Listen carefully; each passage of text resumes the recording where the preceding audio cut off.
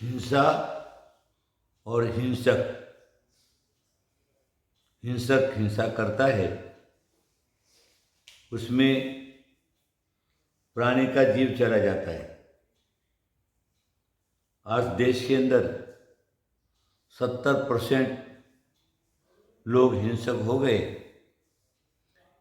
एक प्राणी दूसरे प्राणी की हिंसा करने में लगा हुआ है। एक मानव दूसरे मानव की हिंसा करने में लगा हुआ है। पशुओं की हिंसा का तो कहना ही क्या है।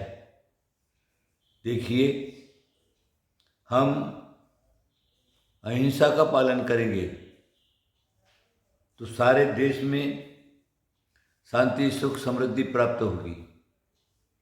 और अगर हम हिंसा करेंगे तो सारे देश में उपद्रव, अशांति और अराजकता फैलेगी। निरीह पशुओं की हिंसा, आज लोग पशुओं की बलि देते हैं, पशुओं को मारते हैं, पशुओं की हिंसा करते हैं। वो भी किसी जीव का ही संतान है। बकरी की संतान बकरी, गाय की संतान गाय, भैंस की संतान भैंस। उसके भी कोई माँ बाप है, उसका भी कोई परिवार है। तो हम उसकी संतान की हिंसा करेंगे तो हमारी संतान की हिंसा अवश्य होगी। जो सिर काटे और का, अपना रहे कटाए, धीरे धीरे नानका बदला कहीं नहीं जाए, ऐसा नानक गुरु ने कहा है। जो सिर काटे और का, जो दूसरे का सिर काटता है, समझो अपना रहे कटाए, वो अपना कटाता है। धीरे धीरे नानका बदला कहीं नहीं जाए। धीरे धीरे नानक गुरु कहते हैं कि बदला कहीं नहीं जाता। तुमने दूसरे को मारा है तो तुम्हें भी मरना ही है, तुमको जरूर मारने वाला मिलेगा ही मिलेगा।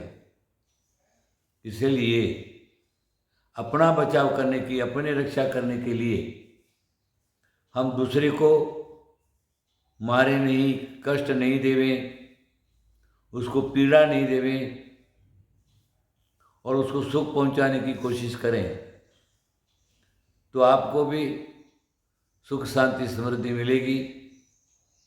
किसी धर्म का शास्त्र हो, सभी धर्मों के शास्त्र में अहिंसा का पालन करना लिखा हुआ है। और सब धर्मों का सारी अहिंसा है।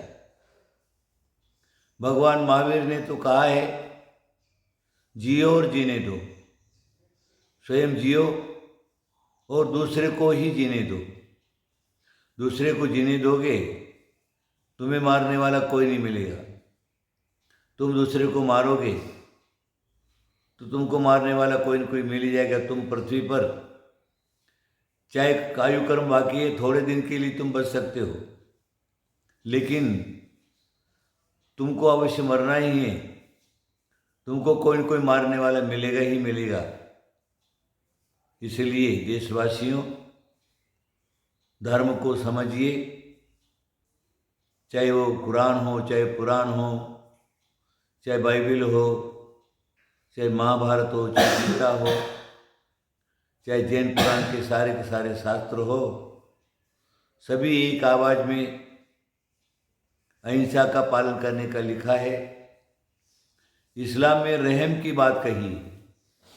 दूसरे जीव के ऊपर रहम करना, उसके ऊपर दया करना, उसको मारना नहीं।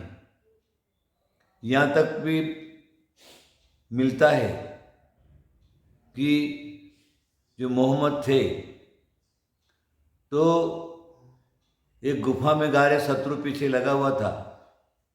गुफा में घुसना था, लेकिन मकड़ी का जाला वहाँ पर लगा हुआ था। इसलिए उसने समझा कि मैं अंदर घुसूंगा तो ये मकड़ी को दोष होगा, मकड़ी का घर टूट जाएगा। इसलिए वो वापस लौट गए। मरना मंजूर किया, लेकिन मकड़ी का जाला तोड़ना मंजूर नहीं किया। देखिए, कितनी रहम की बात है, कितनी दया की बात है, कितनी अहिंसा की बात है। आज उसके धर्म के लोग क्या कर रहे? हिंदू लोग हैं तो वो भी उसी हिसाब में लगे हुए हैं। 70% लोग हिंसक हो गए। इसलिए मेरा यही कहना है कि अगर हम अपने देश में शांति स्थापित करना चाहते हैं, सभी लोग अहिंसा का पालन करो। मेरा आशीर्वाद आशीर्वाद आशीर्वाद।